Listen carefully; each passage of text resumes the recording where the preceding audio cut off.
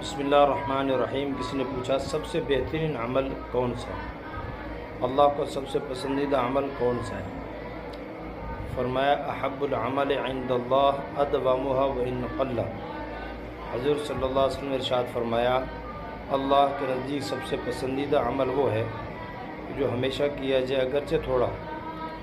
یعنی ایسا نہیں ہے کبھی تو تہجد بھی فرائض بھی چھوٹ جائے، اتنے زیادہ اعمال کیے کہ دوسرا عمل ہی نہ کر پائے، تو اتنا عمل رکھیں، متوسط عمل رکھیں جو ہمیشہ ہو اور دائمی ہو، اگرچہ تھوڑا ہو۔ تھوڑے سے مراد اللہ کے احکام تو پورے کرنے ہیں، حضور کی سنت کے مطابق زندگی گزارنی ہے، لیکن اضافی اعمال ہیں، نوافل ہیں، اور جو نوافلی روزے ہیں ایسے ہو کہ جو ہمیشہ رکھے، تھوڑے تھوڑے کر کے، اور اعمال کریں تھوڑے تھوڑے ہو لیکن ہمیشہ کریں۔